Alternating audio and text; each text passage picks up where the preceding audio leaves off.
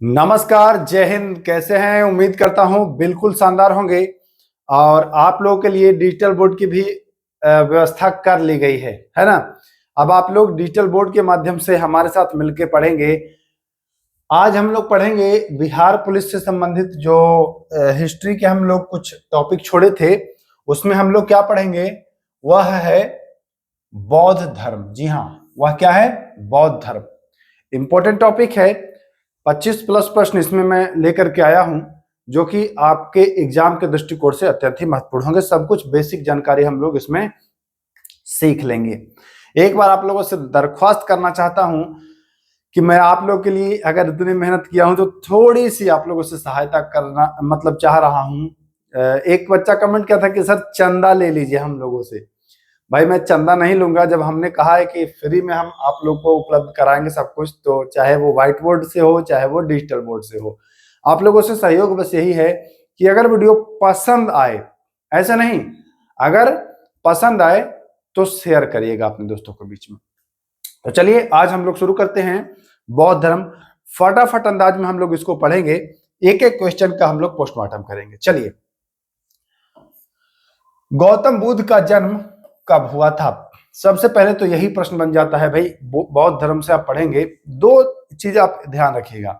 पहला बौद्ध और दूसरा आपको पढ़ाएंगे जैन। हालांकि जैन हमने पढ़ाया है, क्योंकि ये दोनों ज्यादा महत्वपूर्ण क्यों हो जाता है पता है? क्योंकि इन दोनों धर्म की जो उत्पत्ति हुई है ना, यह अपने बिहार से हुई है। कहां से हुई है? यह अपने बिहार से हुई है। तो बिहार का आप परीक्षा दे रहे हैं और बिहार में जिस चीज की उत्पत्ति हुई है उसी को ना पढ़ें तो गड़बड़ मामला है कि नहीं? बताइए। बिहार में इसकी उत्पत्ति हुई है और बिहार के ही बारे में नहीं पढ़े हम जैन और बौद्ध, तो दिक्कत हो जाएगा। तो इसको पढ़ना बहुत ही जरूरी है। तो चलिए हम लोग देखते हैं भाई इनका जन्म कब हुआ था। तो देखिए, इनका जन्म की बात करें तो 563 ईस्वी पूर्व जो है वो इनका जन्म हुआ था। यह 80 वर्ष तक इनका जीवन काल रहा। 80 वर्ष तक जीवन काल रहा, यानी कि 563 ईस्वी पूर्व। पूर्व में है तो घटेगा, ये ध्यान दीजिएगा। जितना वर्ष ये जिए हैं उतना घटेगा। ये देखिए, 3, 16 में से 8 गया, 8, 4, ये निकल गया मृत्यु का। ये तीनों याद रखिएगा। इतने में इनका क्या हुआ भाई? तो इतने में इनका सर जन्म हुआ। 80 वर्ष क्या हुआ? ये तो 80 वर्ष इन्होंने जिया है। 80 वर्ष इन्होंने जिया है। 483 क्या है? ये सब पूर्व है। ईस्वी पूर्व, ये भी ईस्वी पूर्व है ना। इनकी मृत्यु हो जाती है। यहां बच्चे परेशान होते हैं कि जन्म कब, मृत्यु कब, माइनस में कैसे होता है। तो तीनों याद कर लीजिए, ये हुआ था रियल में। चलिए हम चलते हैं आगे। दूसरा सवाल, आइए। महात्मा बुद्ध का जन्म हुआ था, तो जन्म इनका हुआ था। ये विदेशी हैं एक तरह से। महात्मा बुद्ध मान लीजिए तो विदेशी हुए। कैसे हुए विदेशी? तो भैया ये तो जन्म लिए थे लुम्बिनी में। लुम्बिनी कहां है भाई साहब? लुम्बिनी कहां है? तो लुम्बिनी तो नेपाल में है, नेपाल की तराई में है ना। तो लुम्बिनी में इनका क्या हुआ था? जन्म हुआ था। लुम्बिनी में इनका क्या हुआ था भाई? जन्म हुआ था। इसका मतलब ये विदेशी थे। कब ये जन्म लिए? तो 563 ईस्वी पूर्व। कितने वर्ष जिया इन्होंने? 80 वर्ष। और इनकी मृत्यु कब हुई? 463 ईस्वी पूर्व, है ना। सॉरी, 483 ईस्वी पूर्व। तो ये भी मैं आपको बता दिया। चलें आगे। चलिए हम तीसरे नंबर सवाल पर आ जाते हैं। देखिए, महात्मा बुद्ध के बचपन का नाम क्या था? बचपन का नाम कह रहा है कि भाई इनके बचपन का नाम क्या था।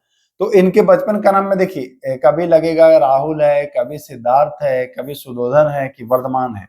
तो ध्यान रखिए, वर्धमान जो है यह महावीर का नाम है। किसका नाम है? महावीर का। महावीर का नाम है वर्धमान। लेकिन इनका जो नाम है वो है सिद्धार्थ। बुद्ध का जो नाम है वह क्या है? नाम सिद्धार्थ है। तो राइट आंसर जो हो जाएगा वह ऑप्शन नंबर बी। अच्छा, एक बार मैं आप लोगों से फीडबैक लेना चाहता हूं।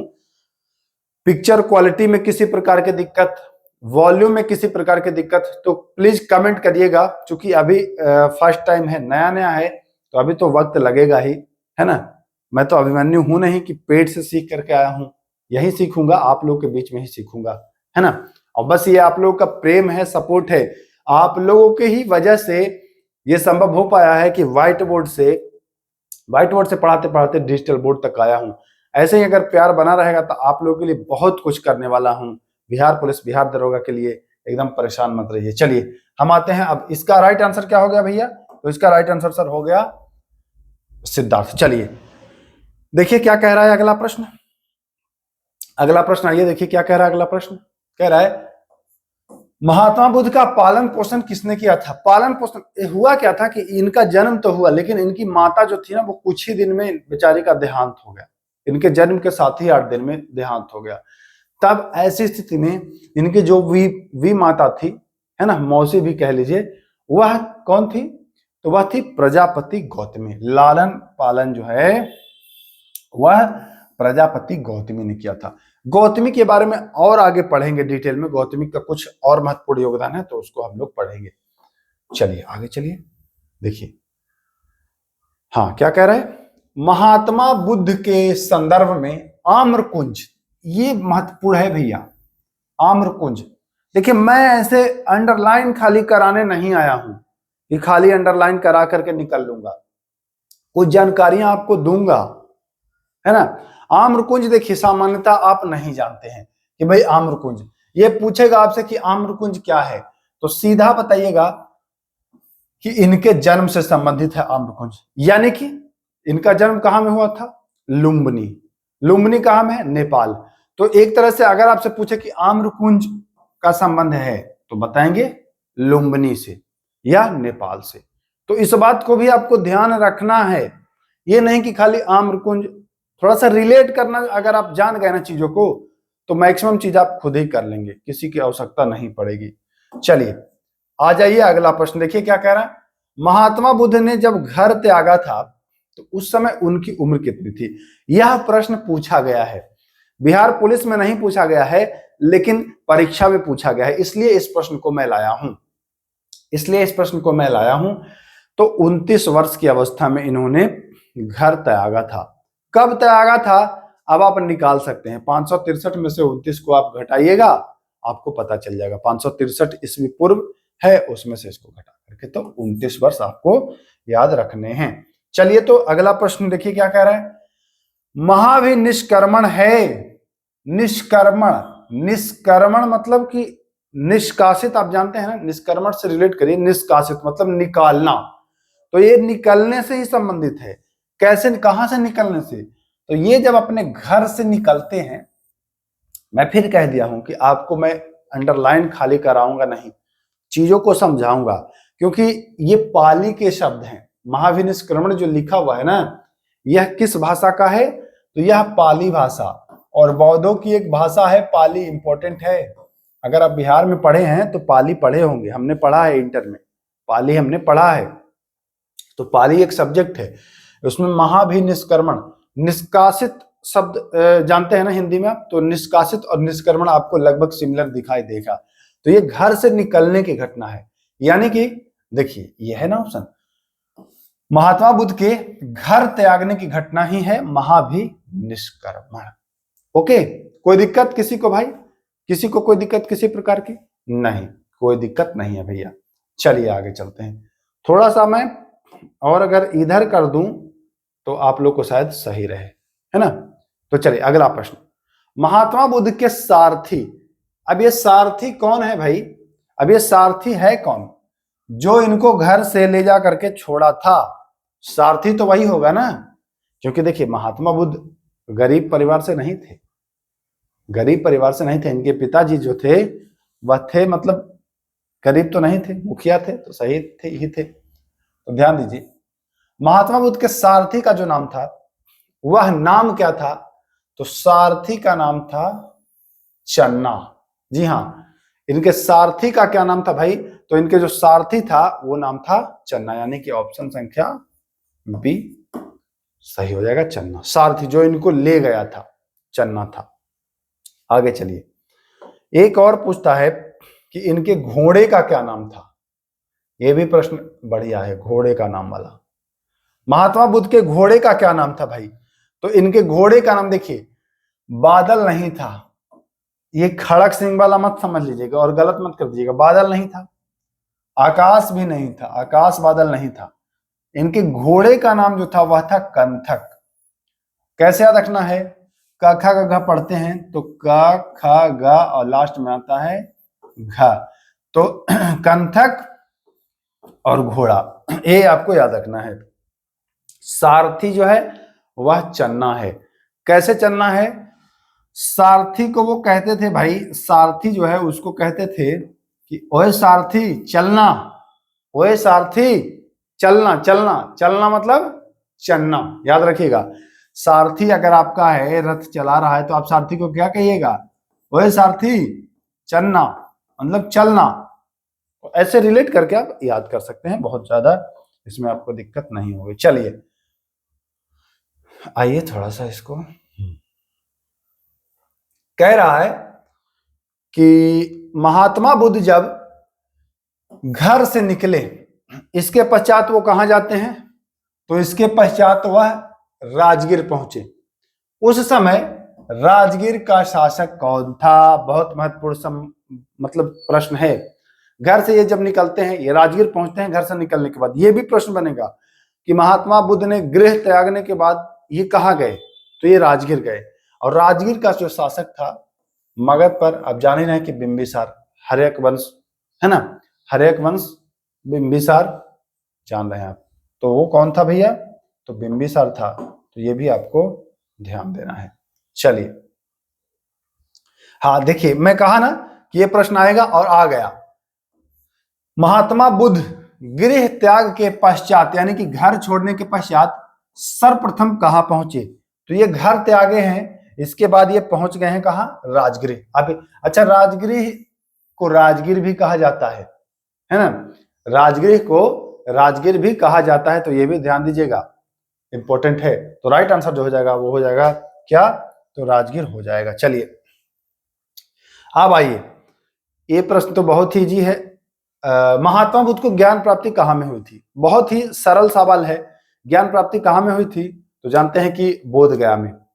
हाँ, यहां पर एक चीज याद रखना है, बोध गया में किस नदी के किनारे? तो नाम याद रखना है, निरंजना नदी। जी हाँ, निरंजना नदी के किनारे आपको राइट आंसर करना है। अगर ऑप्शन में निरंजना और फाल्गु दोनों रहे, ठीक ना, निरंजना और फाल्गु दोनों रहे, तब भी ध्यान देना है निरंजना को ही आपको सिलेक्ट करना है कि निरंजना नदी के किनारे इनको बोध गया में ज्ञान की प्राप्ति हुई थी। और यह भी पूछता है कि ज्ञान की प्राप्ति किस वृक्ष के नीचे हुई थी, है ना, किस वृक्ष के नीचे हुई थी? अगला प्रश्न यही है। तो आप लोग देखेंगे इस प्रश्न को कि भैया कौन सा वृक्ष है। तो ध्यान दीजिए, यहां पर आप फंसेंगे। यहां पर मैक्सिमम बच्चे गलत करते हैं, एक मिनट, यहां पर मैक्सिमम बच्चे गलत करते हैं और फंसते हैं कि भैया पीपल का था सर कि बरगद का था सर। यही दोनों में बच्चे फंसते हैं, पीपल में और बरगद में, है ना, कि किसका था। तो अगर कभी जाएंगे बोध गया तो देखिएगा पीपल का वृक्ष था। इस वृक्ष को सासांक ने कटवाया भी था। तो प्रश्न पूछता है कि बोध गया में जो बोधि वृक्ष है उसको किस शासक ने कटवाया था? तो उसको सासांक ने कटवाया था, है ना। तो ये भी आपको ध्यान देना है, वह बरगद नहीं था, वह क्या था? पीपल था। राइट आंसर ए हो जाएगा, कोई दिक्कत नहीं हुई। चलिए, ज्ञान की प्राप्ति हुई थी उनको बैसाख पूर्णिमा के दिन। किस दिन हुई थी? बैसाख पूर्णिमा के दिन उनको जो है वह महात्मा बुद्ध को ज्ञान की भी प्राप्ति होती है। तो ये भी ध्यान देना है कि उनको ज्ञान की प्राप्ति जो हुई है वह किस दिन हुई है? तो बैसाख पूर्णिमा के दिन उनको ज्ञान की प्राप्ति हुई है। कोई दिक्कत नहीं, जरा सा मैं पानी पी लूं, थोड़ा सा गला सूख रहा है हमारा। हाँ तो चलिए, तो हम लोग देख रहे हैं कि इनका जो ज्ञान की प्राप्ति हुई है यह किस दिन हुई है? तो भाई यह जो हुआ है यह आपको बैसाख पूर्णिमा के दिन हुआ है। चलिए अगला चलें। चलिए भैया देखिए क्या कह रहा है, महात्मा बुद्ध के प्रथम उपदेश क्या कहलाता है? थोड़ा सा इसके ऑप्शन हम सही से सेट नहीं कर पाए हैं, करना भूल गए, हालांकि जल्दी जल्दी में आज भूल गया हूं, लेकिन चलिए नेक्स्ट वीडियो से आपको सब कुछ सही सही मिलेगा। तो महात्मा बुद्ध का जो प्रथम उपदेश है, यह घटना क्या कहलाता है? प्रथम उपदेश। तो ध्यान दीजिएगा, प्रथम उपदेश जो है ना, अभी आपको मैं बताया हूं, क्या बताया हूं, देखिए समझिएगा जरा सा, इसको चीजों को समझना है। मैंने महाभिनिष्क्रमण क्या बताया था? निष्क्रमण मतलब निकलना, ये घर से निकल रहे थे, महाभिनिष्क्रमण हो गया। धर्म चक्र प्रवर्तन जो हो गया, यह होता है प्रथम उपदेश, है ना, प्रथम उपदेश ये होता है। निर्माण का मतलब होता है कि जीवन और मरण के चक्र से मुक्ति मिल जाना, जीवन और मरण के चक्र से मुक्ति मिल जाना इसका मतलब होता है। चलिए हम चलते हैं अगले सवाल की ओर। देखिए क्या कह रहा है, आइए। महात्मा बुद्ध ने अपने परम शिष्य कौन, आनंद के कहने पर संघ में महिलाओं को प्रवेश की अनुमति दी। पहले क्या हुआ कि बौद्ध धर्म में महिलाएं नहीं आती थी, लेकिन इनका शिष्य था आनंद, उसके कहने पर ये क्या करते हैं कि महिलाओं को अनुमति दे देते हैं। और कहां में देते हैं भाई? तो वैशाली में देते हैं। इस पर किसी ने कहा था कि अब महिलाएं आ गई हैं बौद्ध धर्म में। ये जो बौद्ध धर्म कि बहुत दिन चलता, मतलब कुछ वर्ष का उन्होंने जिक्र किया था कि जो 500 साल चलता वह अब 50 साल ही चलेगा, इस तरीके का उन्होंने कहा था। तो ध्यान दीजिए, कहां में? वैशाली में। चलिए आगे चलें। चलिए देखिए क्या कह रहा है प्रश्न। महात्मा बुद्ध के संघ में शामिल होने वाली पहली महिला।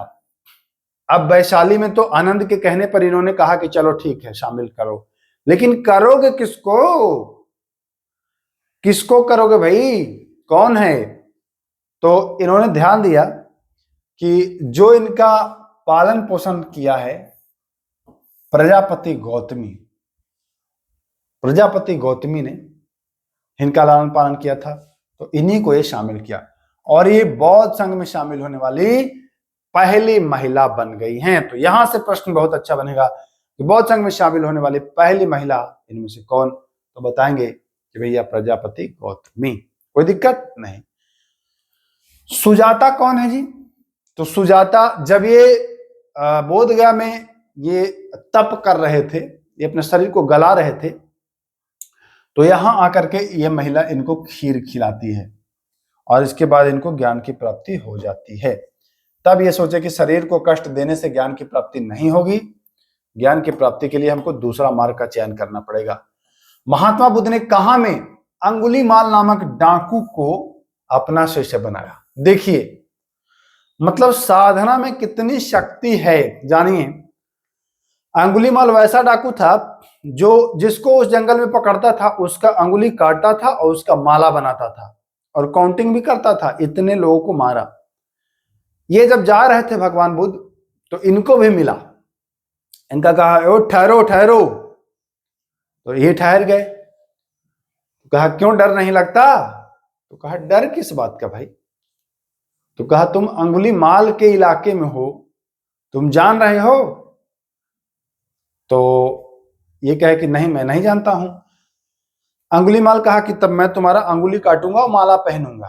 तो ये कहे ठीक है काट लेना, लेकिन एक काम मेरा कर दो, उसके बाद जो करना हो कर लेना। एक पेड़ था, कहे कि इस पेड़ की टहनी जो है, ये टहनी बस हमको तोड़ के ला करके दे दो। अंगुलीमाल कहा कि अरे इतना छोटा बात, चाकू निकाला तोड़ा और कहा कि लो अब काटेंगे अंगुली। भगवान बुद्ध कहते हैं कि नहीं इसको जोड़ दो, इस टहनी को जोड़ दो। अंगुलीमाल कहता है बेवकूफे हो क्या, तोड़ दिए कैसे जुड़ेगा? तब यहां पर बुद्ध ने कहा कि जिसको तुम जोड़ नहीं सकते हो उसको क्यों तोड़ रहे हो, उसको तोड़ने का अधिकार नहीं है तुम्हारा। बस अंगुलीमाल के दिमाग में क्लिक करता है, कहता है कि हाँ यार ये तो बात सही है, और वहीं वो सुधर जाता है। तो ये कहां का था भाई? तो ये था आपके श्रावस्ती का, याद रखिएगा। आप जानते हैं बस्ती में पहले डाकू रहते थे, गांव बस्ती में पहले डाकुओं का राज चलता था। देखिए शोले मूवी देखिए, तो रामपुर बस्ती में कैसे डाकू लूटते थे गब्बर, है ना। तो बस्ती से आप श्रावस्ती याद कर लीजिएगा। मैं बस हिंट के लिए बता रहा हूं, बाकी ऐसा कुछ नहीं। चलिए, बुद्ध के सबसे अधिक शिष्य कहां में हुए, सबसे ज्यादा चेला इनका कहां में बना, किस महाजनपद में कह लीजिए एक तरह से। तो भाई चेला आप किसको बनाएंगे, जो कुशल होगा, कुशल होगा। भोंद बकाल को कोई चेला बनाना चाहता है जी, नहीं ना, कुशल व्यक्ति को, यानी कि कौशल रिलेट करने के लिए मैं बता रहा हूं, कौशल राज में जो इन्होंने सबसे ज्यादा अपना शिष्य बनाया। चलिए अब क्या कह रहे हैं, महात्मा बुद्ध ने अपने धर्म का सर्वाधिक प्रचार। अब भाई जाहिर सी बात है, जब कोई चीज नया नया होता है तो उसका प्रचार करना पड़ता है, करता है कि नहीं। हर कोई, जैसे कोई गुटखा का कर रहा है, कोई बीड़ी सिगरेट का कर रहा है, हर कोई अपने अपने क्षेत्र में प्रचार कर ही रहा है। तो उस समय से ही प्रचार का प्रोसेस है, ऐसा नहीं कि प्रचार करने वाला आज नया कोई आ गया है। आप देख रहे हैं भगवान बुद्ध भी प्रचार, ये तो विदेश तक भेजे थे, श्रीलंका भेजे थे प्रचार करने के लिए। आपको पता है ना किसको भेजे थे? हाँ, तो कमेंट करिएगा कि भगवान बुद्ध ने श्रीलंका किसको भेजा था। ठीक, ये भी आपके लिए एक प्रश्न रह गया कि किसको भेजा था। अच्छा, एक चीज मैं और बता दूं, आज ये डेमो क्लास ही है केवल, कुछ और इंपॉर्टेंट टॉपिक जो हैं और बौद्ध धर्म से ही पॉइंट जो हैं वो एक और क्लास लूंगा, वहां कुछ चीज जो छोड़े हैं उसको मैं कराऊंगा कवर। आज बस डेमो के तौर पर मैं इसको लाया हूं आप लोगों से फीडबैक लेने के लिए कि क्या है, कैसा फीडबैक है, कैसा लग रहा है आप लोग को। तो इन्होंने सबसे ज्यादा जो प्रचार किया था भैया, वह वहीं अंगुलीमाल वाले इलाके में श्रावस्ती में किया था, है ना, क्योंकि डाकू से वहां दहशत में थे लोग। अब भाई पहले डर खत्म करिएगा तब ना, तो पहले इन्होंने अंगुलीमाल को सुधारा, उसके बाद वहां अच्छे से प्रचार प्रसार में लग गए। चलिए आइए, महात्मा बुद्ध ने कहा में चुंद द्वारा अर्पित भोजन करने से इनको हो गया अतिसार बीमारी। अतिसार एक बीमारी होती है, अतिसार बीमारी हो गया और इनकी मृत्यु हो गई है। अतिसार बीमारी, चुंद ने इनको भोजन कराया और इनकी मृत्यु हो गई। कहां में हो गई भैया? तो इनकी मृत्यु हो गई है कुशीनगर में। कहां में? कुशीनगर में। महावीर की मृत्यु पावापुरी में हुई है और कुशीनगर में बुद्ध की मृत्यु हुई है। चलिए चले आगे, आइए, महात्मा बुद्ध की मृत्यु हुई थी। अच्छा, ये वाला प्रश्न 2 बार आ गया क्या? हाँ, ये प्रश्न 2 बार आ गया। यही इनकी मृत्यु हो गई थी, तो ये भी आपको ध्यान दीजिएगा।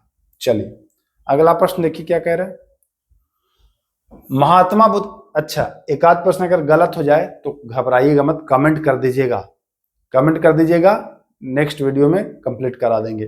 देखिए, गलती हर इंसान से होता है। मैं अपने आप को कंप्यूटर नहीं मानता हूं, मैं रोबोट नहीं हूं, ठीक ना, कि गलती नहीं करूंगा, हमको जो कमांड मिलेगा मैं वो कराऊंगा, ऐसा नहीं है। मैं भी इंसान हूं, गलती करना इंसान की फितरत है और मानव जो है वो गलतियों का ही पुतला है। तो अगर गलती हो तो बहुत बड़ी इशू मत उसको बनाइएगा, कमेंट करिएगा कि सर क्वेश्चन नंबर ये गलत है, नेक्स्ट वीडियो में संशोधन कर दिया जाएगा। जाहिर सी बात है, आप लोग रेगुलर जुड़े ही रहते हैं। अंतिम उपदेश इन्होंने दिया था, किसको दिया था भाई? तो इन्होंने अंतिम उपदेश सुबोध को दिया था। इंपॉर्टेंट प्रश्न है, 23वां नंबर सवाल महत्वपूर्ण है, ध्यान दीजिएगा। अंतिम उपदेश इन्होंने किसको दिया था? सुबोध को दिया था। चलिए, महात्मा बुद्ध की मृत्यु की घटना जो है ना, ये क्या कहलाती है? तो देखिए, निष्क्रमण मैंने आपको पहले बता दिया है, घर से निकलने की। धर्म चक्र प्रवर्तन मैंने बता दिया है, प्रथम उपदेश। निर्वाण मैंने क्या बताया कि जीवन और मृत्यु के चक्र से मुक्त हो जाना। महापरिनिर्वाण जो है ये इनकी मृत्यु को बताता है। ठीक, तो ये भी ध्यान दीजिएगा।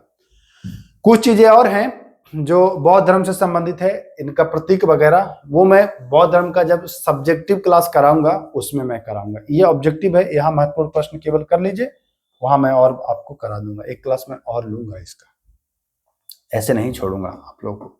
चलिए, इनमें से कौन महात्मा बुद्ध का शिष्य नहीं बना? अब जो उनके समकालीन नहीं होगा वो नहीं बनेगा, सीधी सी बात है। तो देखिए, अशोक नहीं बने थे, अशोक नहीं बने थे, ये बाद में आए। हालांकि इन्होंने बौद्ध धर्म को अपनाया, लेकिन इनके शिष्य उस समय नहीं बने। बौद्ध धर्म अपनाने का मतलब ये नहीं है कि हम उनके शिष्य ही बन गए। भाई बहुत सारे लोग उनके बाद हुए, तो हो सकता है उनके शिष्य बने हो, है ना, इस बात को ध्यान। चलिए आगे चलें। संभवतः ये आखिरी सवाल है आज का।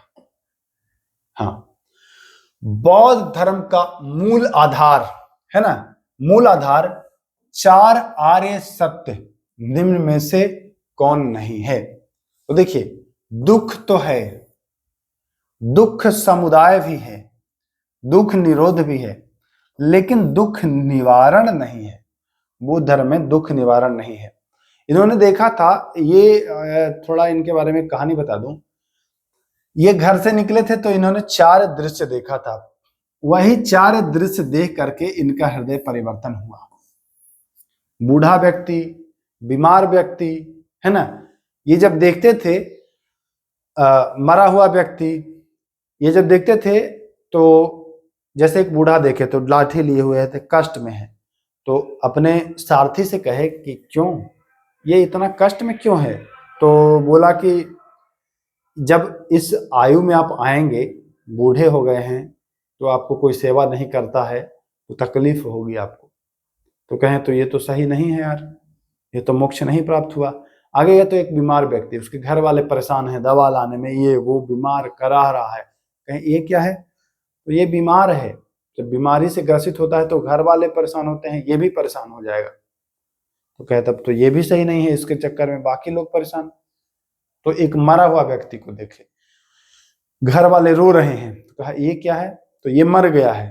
तो रो क्यों रहे हैं? तो मर गया है तो मोह माया से है, सब रो रहे हैं, तो ये भी सही नहीं है। आगे गए तो एक सन्यासी जंगल में मिला, आराम से मौज कर रहा है बैठ करके। ये सन्यासी है, इसको कोई मतलब नहीं है दुनियादारी से। तो कहे तब तो यही सही है, मौज की मतलब जिंदगी है, किसी को दुख नहीं देना है, अपने में मस्त रहना है। तब उन्होंने सन्यासी का चुना मार्ग, और वो 29 वर्ष की अवस्था में घर से निकल जाते हैं। ठीक, तो ये सारी चीजें थी। बाकी ये कंप्लीट वीडियो नहीं है, समाप्त नहीं है बौद्ध धर्म। बौद्ध धर्म में डिटेल में पढ़ाऊंगा सब्जेक्टिव के रूप में। यहाँ मैं बस एक डेमो क्लास के रूप में आपको लाया था कि कैसा है, मतलब आप ठीक से पढ़ पा रहे हैं, वॉच कर पा रहे हैं कि नहीं, पढ़ने में कोई दिक्कत, साउंड में कोई दिक्कत है ना, तो आप कमेंट अवश्य करिएगा, इंतजार रहेगा मुझे आपके कमेंट का। तो फिर मिलते हैं, नमस्कार।